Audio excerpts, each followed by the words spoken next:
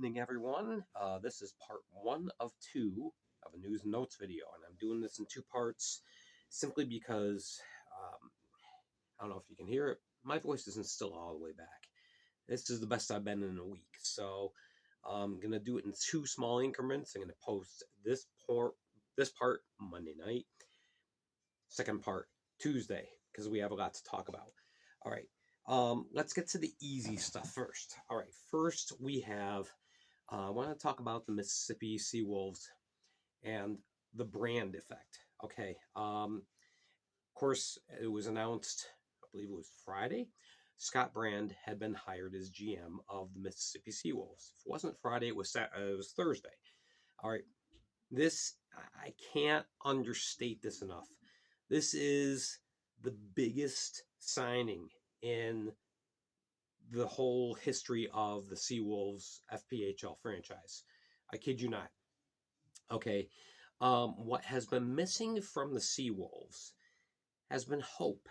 Um, it's been missing for a long time. There's been a lot of bad decisions made. There's been a lot of problems within the organization. But things appear to be turning around. Now, I do want to say this, okay? Seawolves were one of those three teams that I alluded to in a post last week, saying, are they going to be around next year or aren't they? Okay, it's a question mark. I'm not saying they're not going to be there. All right, but I want to give you the facts here. Okay, when the initial contract was signed between the Seawolves and the Mississippi Coast Coliseum, it was a 5-year lease agreement. Well, actually, it's 3 years, which we're finishing up the third year, with 2 years as an option that either party could opt into or out of. Now, I can tell you with a strong sense of assurity that the Coliseum had enough of the gaffes and the problems and the disorder, and they, as things were before, they were not going to be signing or exercising the option for this upcoming year. That changes big time with Scott Brand in here. Okay, Scott Brand isn't coming in as a GM. Yes, that's his title. But his real mission here is to build relationships, to build the organization's strength, and to sell accounts. Okay, these are all good things. These are areas that Scott excels in.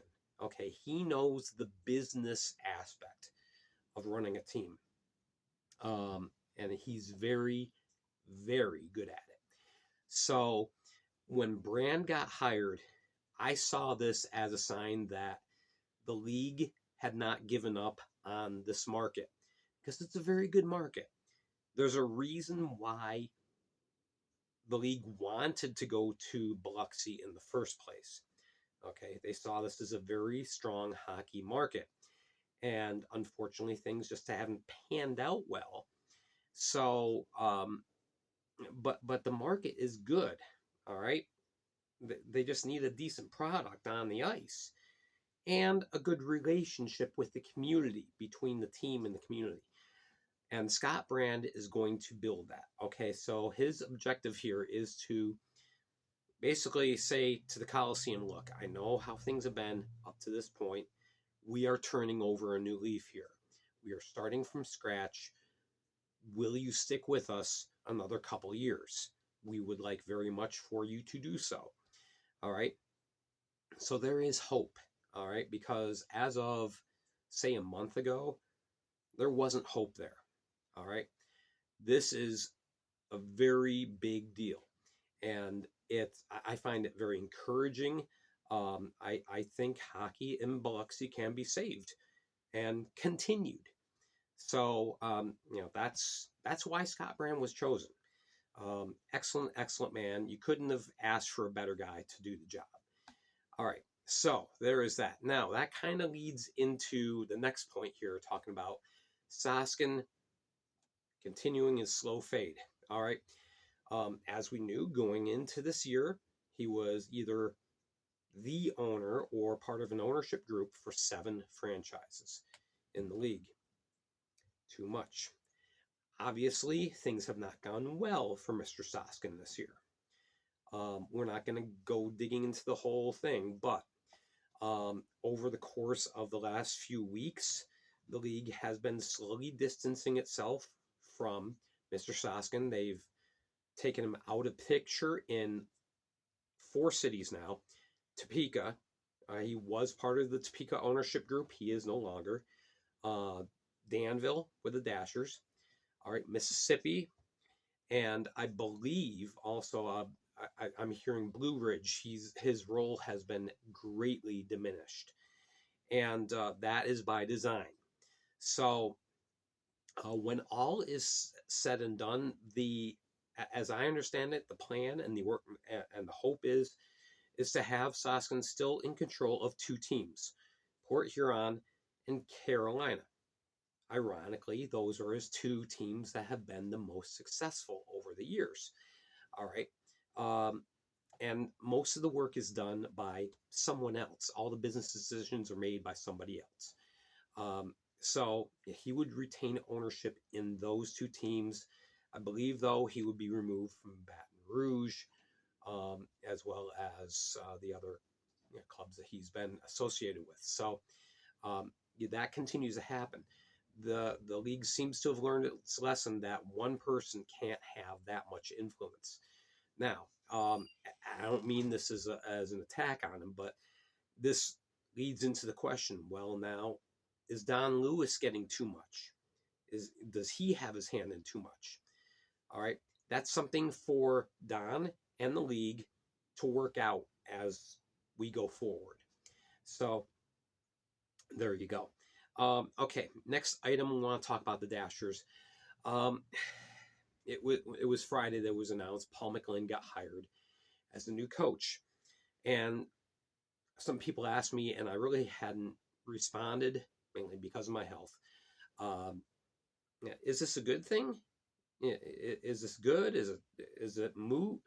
What's the deal here? Yay or nay? Yeah, I'm with it's not bad. It's not good. It's just there. He's a placeholder, as far as I'm concerned. McLean's track record as a coach is pretty spotty. He's had successes. He's had grandiose failures. So at this point, I think the question is more, well, did the Dashers approach Paul McLean because Stephen Asso wanted out? I don't know. I don't know the terms of the separation between the Dashers and Stephen Asso. Okay. But that may be why. That may be why they needed to hire somebody. Is he going to make a difference? Not really. I don't think. And I don't mean to sound dismissive, but the season is pretty much done. The bed's been made. So at this point, you just hope for stability for the rest of the year and to play out the rest of the year. So that's where we are on Paul McLean. He was coach of the Dashers in part of the 2019 to 2020 season, which was the last season for the first iteration of the Dashers. Excuse me. All right, so there's that. And then the last thing I want to cover in this video is the HC Venom's monster schedule and a future problem. All right, HC Venom, they're going to be playing 2 games this weekend, Friday and Saturday, 3 days off, and then 5 in 5. Yeah, 5 games in 5 days, which wouldn't be bad if we were all in one place, but they're not. This includes a killer road trip right smack dab in the middle. All right, so we have, after they play this upcoming weekend, Friday and Saturday, they'll be going home and playing against Stanbury on Wednesday and against the Dashers on Thursday. So not too bad. But then as soon as this Dashers game is over, as soon as the game is over, they're basically going to be packing up their stuff, loading the bus, and taking a 10-hour trip to Port Huron, where they will take on the Prowlers on Friday. After that game takes place, Saturday morning, they'll board the bus again, take the 50-minute trip, thereabouts, down to Fraser, and they'll play 2 games against the Rockers.